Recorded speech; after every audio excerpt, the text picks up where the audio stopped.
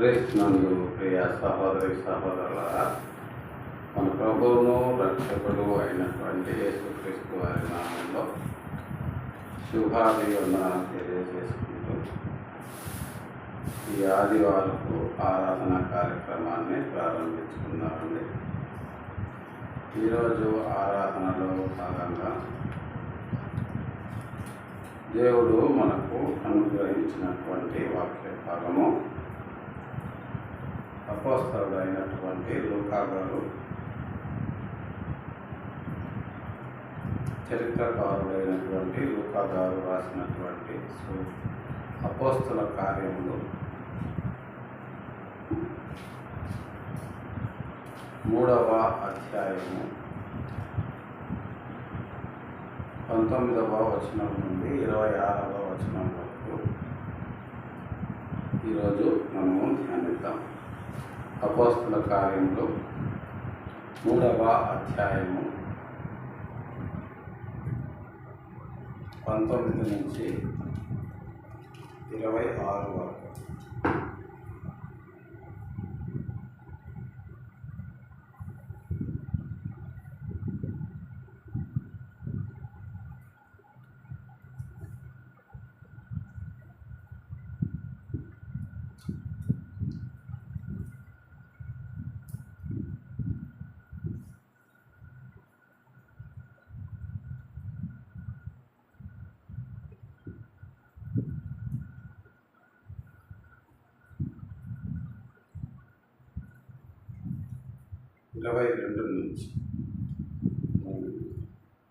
ప్రభువు సుముఖము నుండి 19 నుంచి 26 వరకు. ప్రభువు సముఖము నుండి విశ్రాంతి కాలములు వచ్చినట్లును మీ కొరకు నియమించిన క్రీస్తు యేసును ఆయన పంపునట్లును మీ పాపములు తుడిచివేయబడు నిమిత్తమును మారు మనస్సు నుండి తిరుగుడి, అన్నిటికీ కుదురుబాటు కాలములు వచ్చునని దేవుడు ఆది నుండి తన పరిశుద్ధ ప్రవక్తల నోట పలికించెను. అంతవరకు యేసు పరలోక నివాసి అయి ఉండుట ఆవశ్యకము. మోషే ఇట్లనెను, ప్రభు అయిన యేసు, ప్రభు అయిన దేవుడు నా వంటి ఒక ప్రవక్తను మీ సహోదరులలో నుండి మీ కొరకు పుట్టించును. ఆయన మీతో ఏమి చెప్పినను అన్ని విషయములలో మీరు ఆయన మాట వినవలెను. ఆ ప్రవక్త మాట విననివాడు ప్రజలలో ఉండకుండా సర్వనాశనమగునను. మరియు సమూయేలు మొదలుకొని ఎందరు ప్రవక్తలు ప్రవచించిరో వారందరూ ఈ దినమును గురించి ప్రకటించిరి. ఆ ప్రవక్తలను దేవుడు అబ్రహాముతో నీ సంతానమందు భూలోక వంశములన్నీ ఆశీర్వదింపబడునని చెప్పి మీ పితరులతో చేసిన నిబంధనకును మీరు వారసులై ఉన్నారు. దేవుడు తన సేవకుని పుట్టించి మీలో ప్రతి వానిని వాని దుష్టత్వము నుండి మళ్లించుట వలన మిమ్మల్ని ఆశీర్వదించుటకు ఆయనను మొదట మీ యొద్దకు పంపెనని చెప్పాను. చిన్న ప్రార్థన చేసుకుందామండి. దయ కలిగిన మా తండ్రి, పరిశుద్ధమైన మా ప్రభువా, గడిచిన పరిశుద్ధ దినం నుంచి నేటి పరిశుద్ధ దినం వరకు మా పని పాటల్లో ప్రయాణాల్లో మాకు తోడు నీడగా ఉన్న నేటి పరిశుద్ధ దినము మీ పాద సన్నిధికి చేర్చి మిమ్మల్ని స్తుతించి ఆరాధించి గణపరిచి లోతైన మీ పరలోక రాజ్య మర్మాలను మేము ధ్యానించడానికి మీరు మాకు అనుగ్రహించినటువంటి సమయాన్ని బట్టి మీ పాదాలు వందనాలు చెల్లించుకుంటున్నాం. ఉదయకాల సమయంలో నా ప్రభావ మీ వాక్యమును ధ్యానించినట్టుగా మాకు సహాయం చేయండి. మీ ఆత్మను మాకు అనుగ్రహించి మమ్మల్ని ముందుకు నడిపించమని మీ ప్రియ కుమారుడు మా రక్షకుడు అయినటువంటి యేసయ్య నామములో బతిమిలాడి ప్రార్థించి అడిగి వేడుకొంచున్నాం తండ్రి, ఆమేన్. క్రీస్తునందు ప్రియ సహోదరి సహోదరులారా, గత కొన్ని దినాలుగా క్రైస్తవ ప్రపంచంలో ప్రవక్తల తాకిడి చాలా ఎక్కువైంది. ప్రవక్తలు విపరీతంగా పెరిగిపోతున్నారు సోషల్ మీడియా విప్లవంతో. ఈనాడు ఎక్కడ చూసినా సరే యూట్యూబ్ ఛానల్లే, ఎక్కడ చూసినా సరే ఫేస్బుక్ లైవ్లే. ఎవరు పడితే వాళ్ళు ఎక్కడ పడితే అక్కడ విచ్చలవిడిగా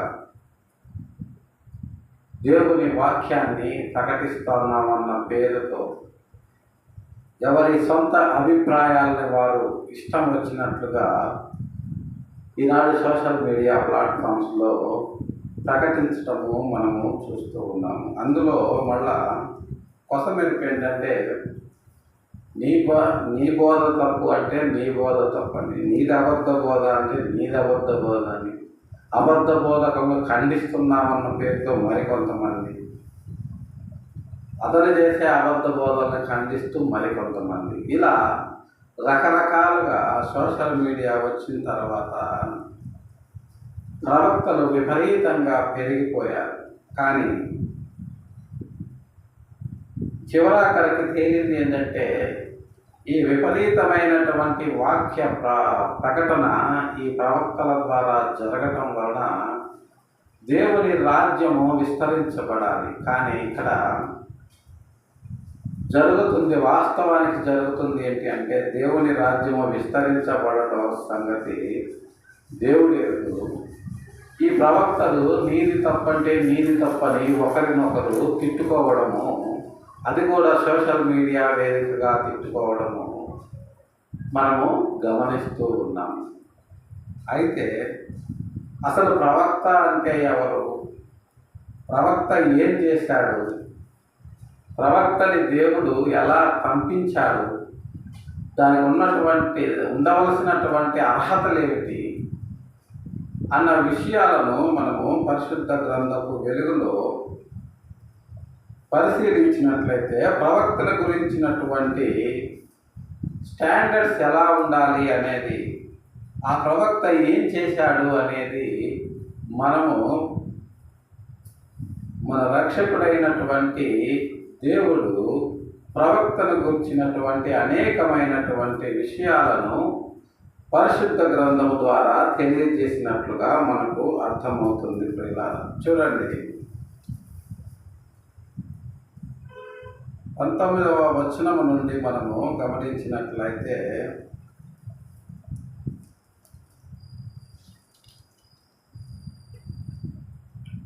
ప్రభువు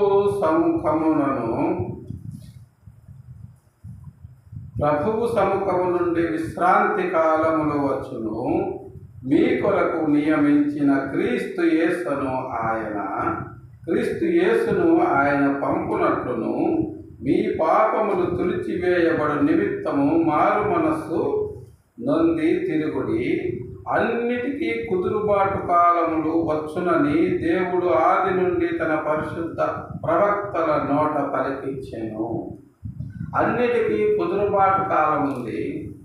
ఆ కాలం వస్తుంది. ఎందుకంటే కాలం అనేది దేవుని చేతిలో ఉంది. ఈ సృష్టిలో మనిషి తన తెలివితేటలతో, తన విజ్ఞానంతో దేన్నైనా నియంత్రించగలడు, కానీ కాలాన్ని మాత్రము నియంత్రించలేడు. అది మనిషి చేత కాదు. ఎందుకంటే కాలం అనేది దేవుని వశమున ఉన్నది.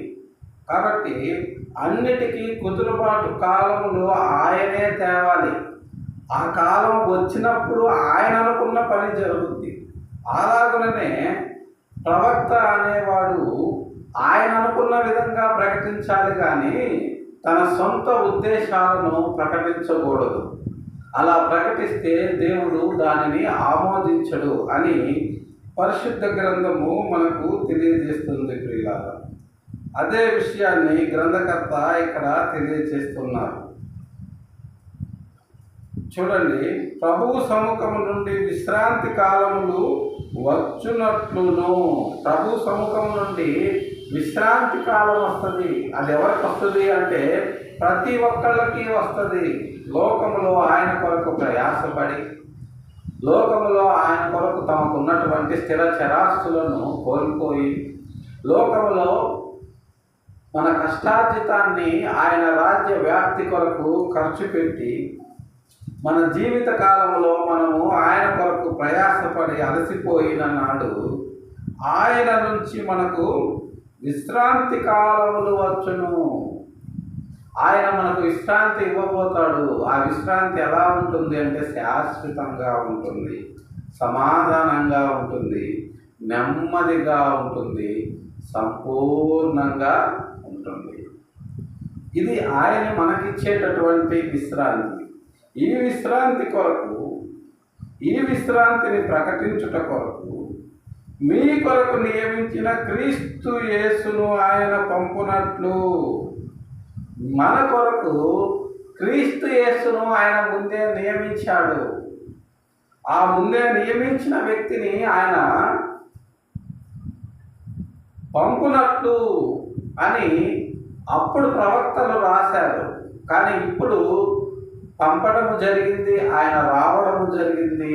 మన కొరకు ఆయన విలువైన ప్రాణాన్ని పణంగా పెట్టి మనల్ని రక్షించటము జరిగింది.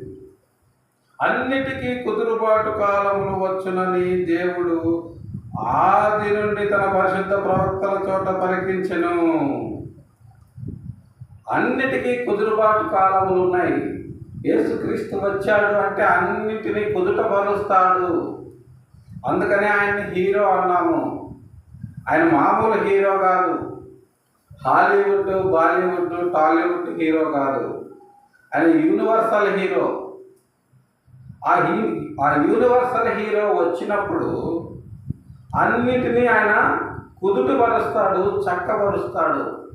అస్తవ్యస్తంగా ఉన్నటువంటి పరలోక పరిస్థితుల్ని ఆయన చక్కబరుస్తాడు.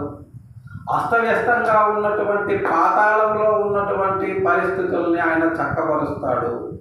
అస్తవ్యస్తంగా ఉన్నటువంటి భూగోళంలో ఉన్నటువంటి మనుషుల పరిస్థితిని, రాజ్యుల పరిస్థితిని ఆయన చక్కబెడతాడు అని ప్రవక్తలు ఆయన పుట్టక ముందు నుంచే ఆయన్ని గురించి ప్రకటించినట్లుగా మనము చూస్తూ ఉన్నాము. ఆది నుండి తన పరిశుద్ధ ప్రవక్తల నోట పలికించెను. ఆది నుంచి పరిశుద్ధ ప్రవక్తల నోట పలికించారు. పరిశుద్ధ ప్రవక్తలు ఆయన కార్యాచరణ గురించే ప్రకటించారు. ఇప్పటి నుంచి కాదు, ఆది నుంచి అంటే ఆదాము గారి దగ్గర నుంచి యేసుక్రీస్తు వారి కంటే ముందు చనిపోయినటువంటి బాప్తిస్మమిచ్చి యోహాను గారి వరకు అందరూ కూడా ఆయన గురించే ప్రకటించారు. ఆ తర్వాత మనం కూడా ఆయన గురించే ప్రకటిస్తున్నాము. కానీ ఆయన అనుకున్న విధంగా మనం ప్రకటిస్తున్నామా లేదా అనేది మన ఆత్మసాక్షిని మనము ప్రశ్నించుకోవాలి. అదే విషయాన్ని గ్రంథకర్త తెలియజేస్తున్నారు. మోషే ఇట్లా, నేను ప్రభువైన దేవుడు నా వంటి ఒక ప్రవక్తను మీ సహోదరులలో నుండి మీ కొరకు పుట్టించును. ఆయన మీతో ఏమి చెప్పినను అన్ని విషయములలో మీరు ఆయన మాట వినవలెను. మోషే గారే చెప్పారు ఇశ్రాయేలీయులతోటి. ప్రభువైన దేవుడు నా వంటి ఒక ప్రవక్తను మీలో నుంచి పుట్టిస్తాడు. నా వంటి ఒక ప్రవక్త అంటే మోషే గారు ఎలాగా ఉన్నాడో, ఎంత సాత్వికంగా ఉన్నాడో, ఎంత దీన మనస్సు కలిగి ఉన్నాడో, అదేవిధంగా ఆ రకమైనటువంటి లక్షణాలను పుచ్చుకొని ఒక ప్రవక్త వస్తాడు అని ఆనాడే ఇశ్రాయేలీయులకి మోషే గారు ప్రకటించాడు. ఆ మాట ఎక్కడుందో చూద్దాము. చూడండి, ద్వితీయోపదేశకాండము 18వ అధ్యాయము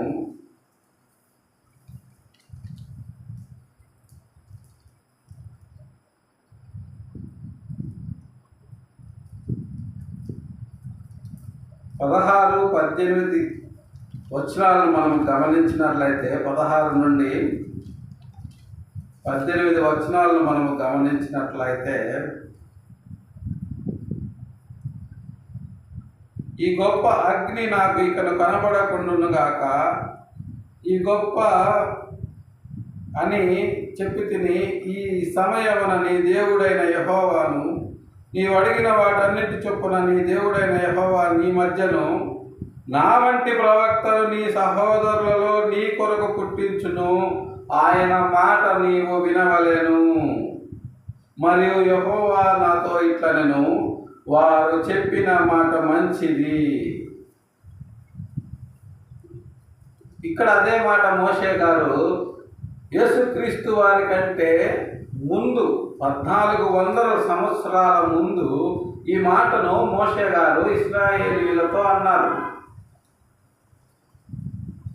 ఈ గొప్ప అగ్ని నాకు ఇక కనబడకుండును గాక అని చెప్పి తిని, ఈ సమయమున నీ దేవుడైన యెహోవాను నీవు అడిగిన వాటన్నింటి చొప్పున నీ దేవుడైన యెహోవా నీ మధ్యను నా వంటి ప్రవక్తను నీలో నుండి నీ కొరకు పుట్టించును. అప్పటి వరకు ఆయన మేఘస్తంభములో అగ్నిస్తంభములో వాళ్ళను కాపాడుతూ సంరక్షిస్తూ వచ్చాడు. అదే విషయాన్ని ఇక్కడ మోషే గారు తెలియజేస్తున్నారు. ఈ గొప్ప అగ్ని నాకు ఇక కనపడకుండును గాక. ఆ అగ్ని ఇక నాకు మళ్ళీ కనపడకూడదు. ఆ అగ్ని మమ్మల్ని మళ్ళీ హెచ్చరించకూడదు అంటే ఆ అగ్ని సమానుడైనటువంటి ఒక ప్రవక్తను మీలో నుండి నేను పుట్టించును. ఆయన మాట మీరు వినాలి.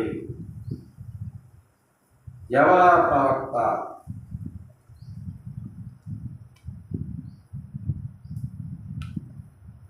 ఆ ప్రవక్త మాట వినని వాడు ప్రజలలో ఉండకుండా సర్వనాశనమగునెను.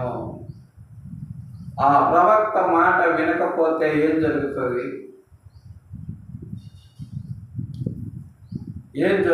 అంటే ప్రభువు సముఖము నుండి వచ్చేటటువంటి విశ్రాంతి అతనికి లభించదు. ఆ విశ్రాంతి అతనికి లభించకపోతే అతని పరిస్థితి ఏమవుతుంది అంటే భయంకరంగా వేదనకరమైన ప్రాంతానికి అతన్ని పంపివేయటం జరుగుతుంది. ఆ వేదన ఎంత ఉంటుంది అంటే అది 100 సంవత్సరములు కాదు, 1000 సంవత్సరములు కాదు, 1,000,000 సంవత్సరములు కాదు, యుగములు ఉంటుంది. ఇక దానికి అంత అనేది లేదన్నమాట. జనములో నుంచి కొట్టివేయబడుట అంటే అది. ఆ ప్రవక్త యొక్క మాట వినకపోతే పరిస్థితి అంత భయంకరంగా ఉంటుంది.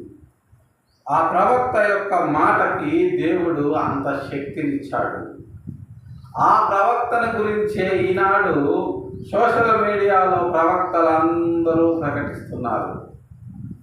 మరి ఆ ప్రవక్త అనుకున్న విధంగా ప్రకటిస్తే వీరు ప్రభువు వద్ద నుంచి వచ్చే విశ్రాంతిని పొందుకోగలరు. ఒకవేళ అలా కాక తమ వ్యక్తిగత ప్రతిష్ట కొరకు, స్వలాభము కొరకు ఆ ప్రవక్తను గురించి ఈ ప్రవక్తలు ప్రకటిస్తే పరిస్థితి ఎంత భయంకరంగా ఉంటుందనేది ఇక్కడ మనకు స్పష్టంగా ప్రభువు తెలియజేస్తున్నాడు.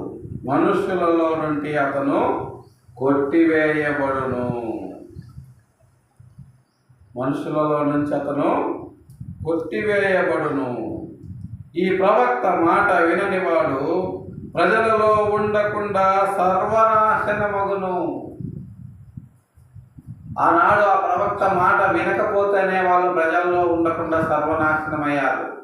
ఈనాడు ఆ ప్రవక్త మాటను వక్రీకరించి ప్రకటిస్తే వీళ్ళ పరిస్థితి ఎంత ఘోరంగా ఉంటుందో దీన్ని బట్టి మనం అర్థం చేసుకోవచ్చు. ఇలా అలాగనే మరియు సమూయేలు మొదలుకొని ఎందరు ప్రవక్తలు ప్రవచించిరో వారందరూ ఈ దినమును గూర్చే ప్రకటించిరి. సమూయేలు మొదలుకొని ప్రవక్తలందరూ కూడా యేసుక్రీస్తును వారి గురించే ప్రకటించిరి అని చరిత్రకారుడైనటువంటి లూకా గారు తెలియజేస్తున్నారు. అసలు ధర్మశాస్త్రములో ఉన్నటువంటి ఆజ్ఞలంతా కూడా, ధర్మశాస్త్రము యొక్క ఆచరణ అంతా కూడా క్రీస్తు యొద్దకు నడిపిస్తుంది.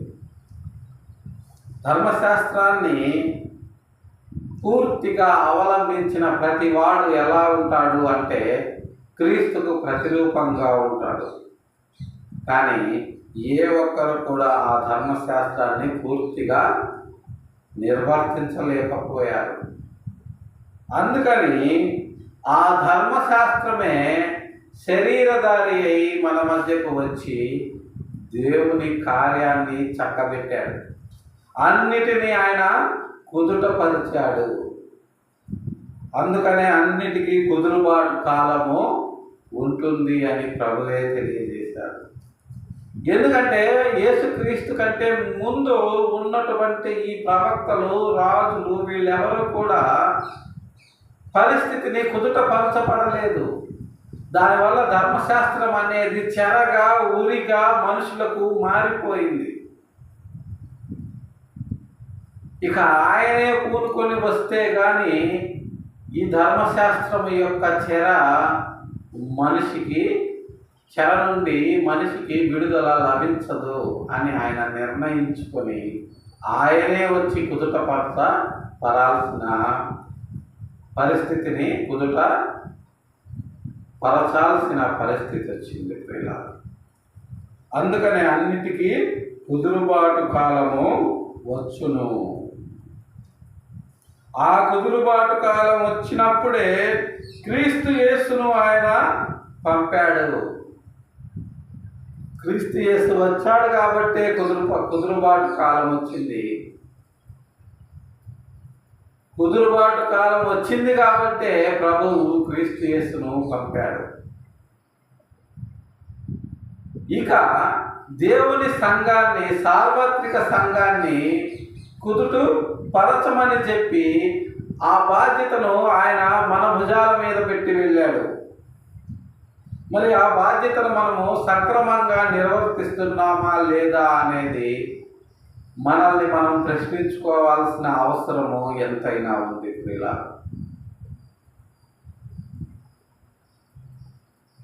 వాళ్ళందరూ కూడా యేసుక్రీస్తుని గురించే ప్రవచించారు. అందరూ, సమూయేలు మొదలుకొని యోహాను వరకు అందరూ, మధ్యలో ఉన్న వాళ్ళందరూ కూడా. అందుకనే యెషయా గారిని గురించి యేసుక్రీస్తు వారు ఒక సందర్భంలో మాట్లాడుతారు. మీ ప్రవక్తలందరూ కూడా ఈ దినాన్ని చూడాలని వాళ్ళు ఎంతో ఆశపడ్డారు, కానీ చూడలేకపోయారు. మీరు చాలా అదృష్టవంతులు, మీరు నన్ను ప్రత్యక్షంగా చూడగలుగుతున్నారు అంటే ఆ మాట వాళ్ళకి అర్థం కాలేదు. తర్వాత అర్థమైంది, ఆయన చనిపోయి పునరుత్థానుడు అయిన తర్వాత అర్థమైంది. అప్పుడు అర్థమై ప్రయోజనం లేదు. ఆ ప్రవక్తలను దేవుడు అబ్రహాముతో, నీ సంతానమందు భూలోక వంశములన్నీ ఆశీర్వదింపబడునని చెప్పి మీ పితరులతో చేసిన నిబంధనకును మీరు వారసులై ఉన్నారు. ఆ ప్రవక్తలు అబ్రహాముతో దేవుడు నీ సంతానమందు భూలోక వంశములన్నీ ఆశీర్వదింపబడునని నిబంధన చేశాడని చెప్పారు. ఆ మాట కూడా అక్షరం పొల్లు తప్పకుండా పరిశుద్ధ గ్రంథంలో ఉంది ప్రియులారా. చూడండి ఆ మాట ఎక్కడ ఉందో చూద్దాము. ఆదికాండము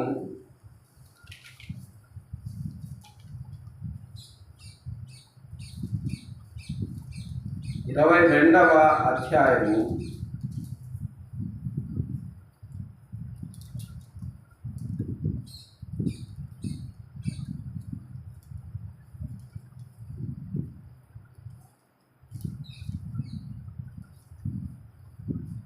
18వ వచనాన్ని మనం గమనించినట్లయితే, మరియు నీవు నా మాట వినినందున భూలోకములోని జనములన్నీ నీ సంతానము వలన ఆశీర్వదింపబడును, నా తోడని ప్రమాణము చేసి ఉన్నానని యెహోవా సెలవిచ్చెను.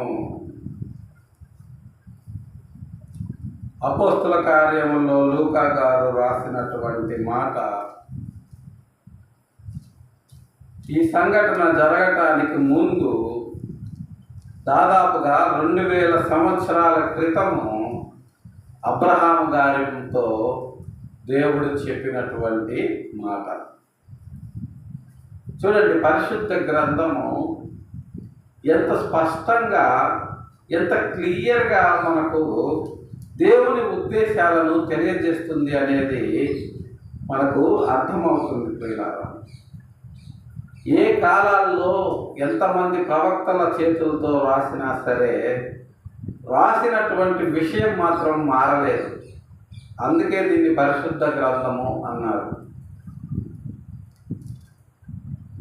ఇలాంటి గ్రంథము ప్రపంచంలో ఎక్కడ భూతద్దం పెట్టి వెతికినా కూడా దొరకదు ప్రియులారా. నీ సంతానమందు భూలోకములో ఉన్న వంశములన్నీ ఆశీర్వదింపబడునని చెప్పి మీ పితరులతో చేసిన నిబంధనకు మీరు వారసులై ఉన్నారు.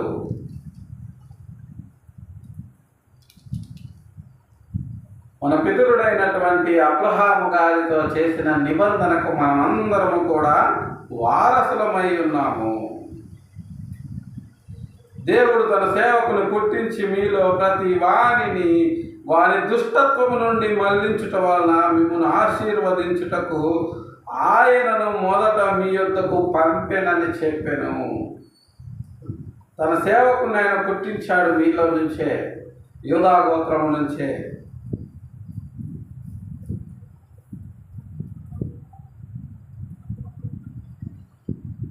యూదా గోత్రము నుంచి ఆయన తన సేవకుని పుట్టించి ప్రతి వానిని వాని దుష్టత్వము నుంచి మళ్లించేలా చేశాడు. ప్రేమతో, అధికారముతో కాదు, ప్రేమతో, బలవంతంగా కాదు, ప్రేమతో. నీలో ఉన్న దుష్టత్వం నుంచి మళ్ళాలి అంటే నీకు నువ్వే మళ్ళాలి, పరివర్తన చెందాలి. కానీ ఎవరో బలవంత పెడితే అది రాదు ప్రియులారా. చట్ట ప్రకారం ఒక నేరస్తుడిని శిక్షించి జైల్లో వేస్తారు. జైల్లో వేసినంత మాత్రాన అతను దుష్టత్వం నుంచి మళ్ళీ అవకాశాలు చాలా తక్కువగా ఉంటాయి. శిక్ష పూర్తయిన తర్వాత మళ్ళా బయటకు వచ్చి దాన్ని అదే నేరాలను కొనసాగిస్తూ ఉంటారు. కానీ మన రక్షకుడు చేసింది ఆ పని కాదు. మనం చేసిన నేరాలకి ఆయన శిక్ష అనుభవించి ఆయన యొక్క ప్రేమను మనకు పంచి మనలో ఉన్న దుష్టత్వాన్ని మళ్లించాడు. దానివల్ల మనం ఆశీర్వదించబడ్డాము. కాబట్టి ఆయన్ను మన ఎదుటికి సృష్టికర్త అయిన దేవుడు పంపించాడు అని చెప్పి గ్రంథకర్త మనకు తెలియజేస్తున్నారు ప్రియులారా. ఆనాడు ప్రవక్తలు ఇదే మాటను ప్రకటించారు. ప్రకటించిన దానిని ప్రకటించిన విధంగా యేసుక్రీస్తు వారు తన జీవిత కాలంలో దానిని నెరవేర్చారు. అలా నెరవేర్చి మనకు నూతన నిబంధనను అనుగ్రహించి వెళ్ళారు.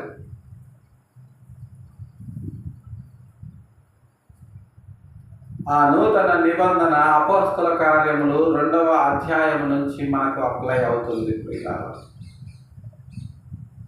ఆ నూతన నిబంధన ప్రకారము ఆ ప్రవక్త చెప్పిన విధంగా మీరు చేయండి, ఆ ప్రవక్త చెప్పిన విధంగా మీరు జీవించండి, ఆ ప్రవక్త చెప్పిన విధంగా మీరు ఈ లోకములో ఆయన కొరకు పని చేయండి అని చెప్పారు. కానీ ఈనాడు ప్రకటించేటటువంటి ప్రవక్తలు ఆ విధంగా ప్రకటించటలేదు. సరిగదా దేవుని వాక్యాన్ని తమకు అనుకూలంగా మార్చుకొని వక్రీకరించి ప్రకటించడం మొదలు పెడుతున్నారు. అది చాలదన్నట్లు రకరకాల విన్యాసాలు చేస్తూ ఉన్నారు. పేర్లు పెట్టి పిలవడం, డ్రామా ఆర్టిస్టుల్లాగా నటించడం స్టేజ్ మీద, పక్షవాత రోగుల్లాగా కొంతమందిని తీసుకొచ్చి వాళ్లకు ప్రార్థన చేస్తే ఆ పక్షవాతం పోయిన విధంగా నటించటం, ఇలా గారడీ సీమోనులాగా అనేక రకాలైన గారడీ విద్యలు ప్రదర్శించేటటువంటి స్టేజీలుగా ఈనాటి వాక్య ప్రబోధకుల పులిపీఠాలు మారిపోయినాయి పిల్లరా. చూడండి, ఇది ఎంత బాధాకరము. మరికొందరు ప్రవక్తలైతే ఏకంగా నేను పరలోకానికి వెళ్ళాను, యేసుక్రీస్తుని చూశాను, పేతురు గారిని కూడా చూసి వచ్చాను అని చెప్పడము మనము వింటూ ఉన్నాం. కానీ దేవుడిని చూడడం అనేది చిన్న విషయమా? అసలు సాధ్యమేనా? పరిశుద్ధ గ్రంథం అలాగని చెప్పిందా? అసలు దేవుడిని ఎవరైనా చూడగలరా? అంటే దేవుణ్ణి చూసే విషయంలో లేదా దేవుణ్ణి సమీపించే విషయంలో పరిశుద్ధ గ్రంథం మనకి ఏం తెలియజేస్తుంది అన్న విషయాన్ని మనము గమనించినట్లయితే, అపోస్తలుడైన పౌలు గారు తిమోతిలకు రాసినటువంటి మొదటి పత్రిక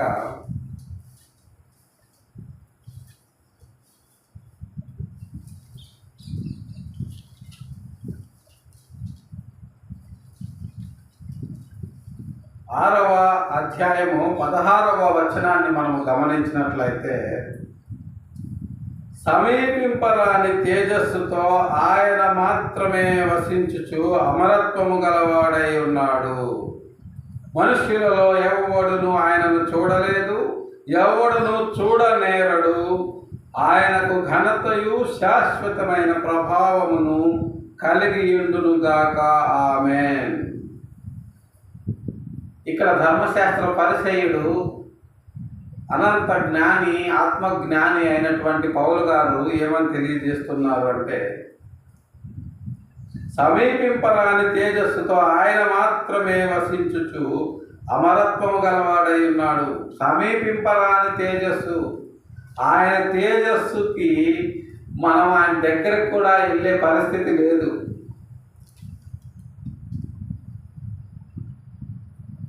మనుషులలో ఎవడును ఆయన్ను చూడలేదు. అంటే శరీరధారిగా ఉన్నవాడు ఎవడు కూడా ఆయన్ని చూడలేదు. ఆయన ఎవడును చూడనేరడు అని డిసైడ్ చేసేసాడు, తేల్చేశాడు. ఆయన్ని శరీరాలతో చూడడం అనేది అసాధ్యము అని ఒక పక్క పౌలు గారు చెబుతూ ఉంటే, వీళ్ళు ఏకంగా పరలోకానికే వెళ్ళారని, పరలోకానికి టూరు కూడా వెళ్ళామని చెప్తారు కొంతమంది. పరలోక యాత్ర అని టైటిల్ పెట్టి పుస్తకాలు కూడా రాశారు. చూడండి, పరిశుద్ధ గ్రంథానికి ఎంత భిన్నంగా వీళ్ళు దేవుని రాజ్య సువార్తను ప్రకటిస్తున్నారో, ఇది దేవునికి ఎంత మాత్రము కూడా ఆమోదయోగ్యము కాదు.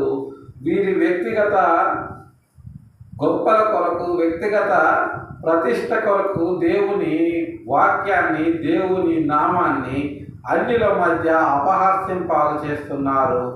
అది సోషల్ మీడియా వచ్చిన తర్వాత మరీ విపరీతంగా పెరిగిపోయింది అని దీన్ని బట్టి మనకు అర్థమవుతుంది ప్రియులారా. అలాగనే ఇంకొక సందర్భాన్ని మనం గమనించినట్లయితే, యోహాను సువార్త 1వ అధ్యాయము 13వ వచనంలో,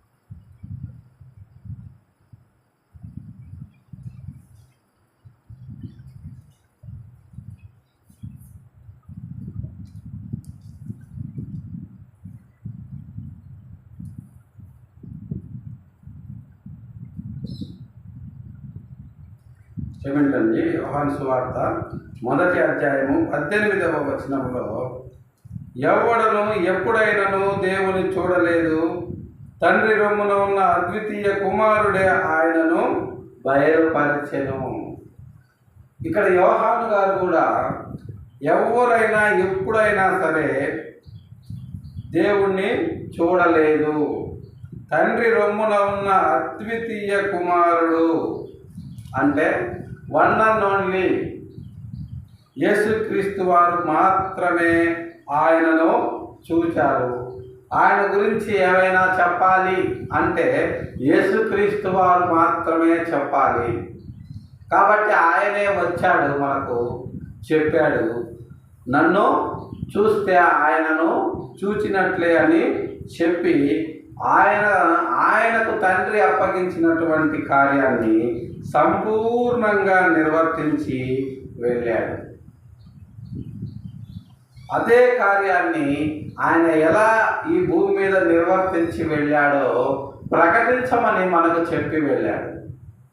కానీ మనము ఈనాడు అలాగున ప్రకటించకుండా ఇందులో దేవుడు చెప్పినవి మాత్రము మనము చేయకుండా దేవుడు చెప్పనటువంటి ఎన్నో విషయాలను మనము దేవుడు చెప్పినట్లుగా చెబుతూ ఈనాడు ప్రకటిస్తూ దేవుని యొక్క ప్రజలను తప్పుతో పట్టించి నరకానికి నడిపించేటటువంటి వారముగా ఈనాడు క్రైస్తవ బోధకులు ఉండడం అనేది క్రైస్తవ్యానికి చాలా శోచనీయమైనటువంటి విషయం ప్రియులారా. కాబట్టి ఒక ప్రవక్తను దేవుడు మన కొరకు పంపించాడు. అదే విషయాన్ని సమూయేలు మొదలుకొని బాప్తిస్మమిచ్చి యోహాను గారి వరకు అందరూ కూడా ప్రకటించారు. ఆ ప్రవక్తే మన రక్షకుడైనటువంటి యేసుక్రీస్తు వారని, తండ్రిని ఆయన తప్ప మరి వేరెవరు చూడలేదని, ఆయనే అక్కడ నుంచి వచ్చాడు కాబట్టి తండ్రి ఆయనతో చెప్పిన మాటలనే ఆయన మనకు ప్రకటించాడు కాబట్టి మనము ఆయన మనకు ప్రకటించిన మాటలనే మన సహోదరులకు ప్రకటించబద్ధులమయ్యే ఉన్నామన్న విషయాన్ని మనం గుర్తెరిగి ఈ లోకములో మన రక్షకుడైనటువంటి ప్రభువుకు మహిమ కలుగున్నట్లు ఆయనను మనము ఈ లోకములో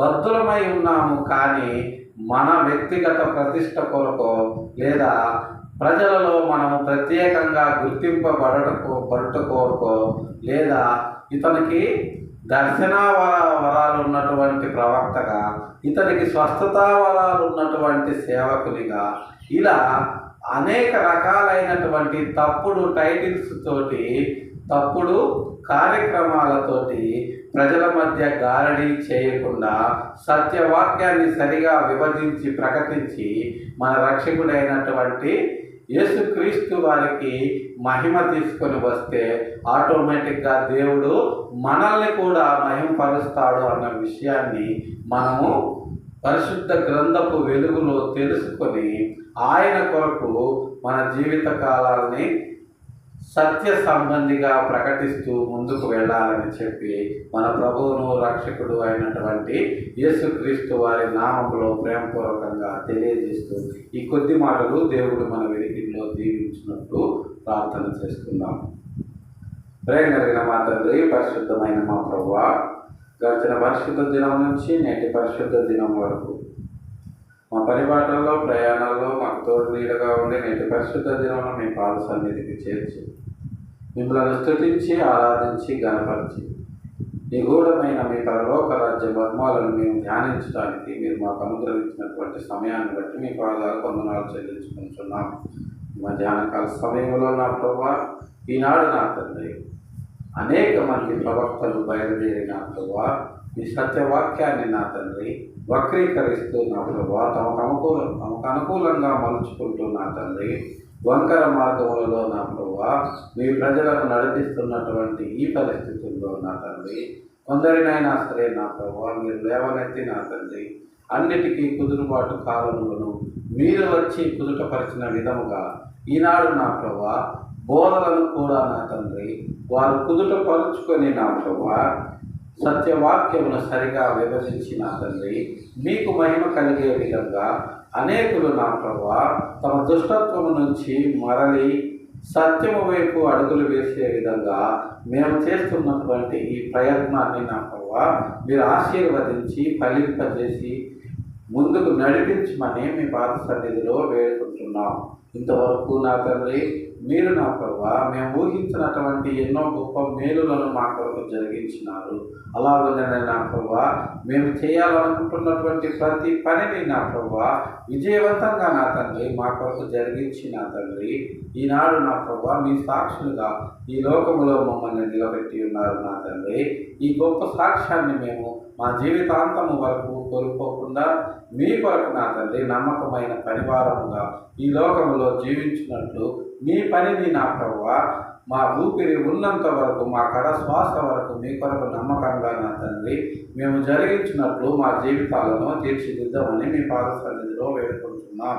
అలాగే నా తండ్రి ఈ మధ్యాహ్నకాల సమయంలో నా ప్రభువా దిక్కులేని వారి కొరకు దీన దరిద్రుల కొరకు విధవరాల కొరకు మీ పాద సన్నిధిలో విజ్ఞాపన చేస్తున్నాం. సహాయం చేయండి. వారి వారి అవసరతలు అక్కర్లన్నింటినీ తీర్చి మీరు ఘనత మహిమ ప్రభావాలు పొందగలరని అలాగే నా ప్రభావ మధ్యాహ్నకాల సమయంలో నా తండ్రి ఇంకా నా ప్రభావ వ్యాధి బాధలతో బాధపడుతూ స్వస్థత కొరకు మీకు మొదలుపెట్టుచున్న వారి విషయమై మీ పాద సన్నిధిలో విజ్ఞాపన చేస్తున్నాం. సహాయం చేయండి. మీ చిత్తమైతే మీ గాయపడ్డ హస్తముతో వారిని ముట్టి వారికి స్వస్థతను అనుగ్రహించి మీరు ఘనత మహిమ ప్రభావాలు పొందగలరని అలాగే నా ప్రభావ సార్వత్రిక సంఘంలో జరుగుతున్నటువంటి అనేకమైన ఆరాధనల విషయమై మీ పాద సన్నిధిలో విజ్ఞాపన చేస్తున్నాం. సహాయం చేయండి. మీ చిత్తమైతే మీ వాక్యము విరివిగా విత్తబడి అనేకుల హృదయాల్లో కార్యము జరిగించినట్లు సహాయం చేయగలరని అలాగే నా ప్రభా గడిచి 24 గంటల్లో గడవ 24 గంటలు తెలిసో తెలియకో మీకు ఆయాసకరమైన మార్గం ఏదైనా మా జీవితాల్లో ఉన్న ఎడల దానితో మమ్మల్ని క్షమించి మన్నించగలరని మీ చిత్తమైతే మరి యొక్క పరిశుద్ధ దినాన్ని మాకు అనుగ్రహించి మమ్మల్ని ముందుకు నడిపించమని మీ ప్రియకుమారుడు మా రక్షకుడు అయినటువంటి యేసయ్య దివ్య నామములో బ్రతిమలాడి ప్రార్థించి అడిగి వేడుకొచ్చున్నాము తండ్రి. ఆమేన్.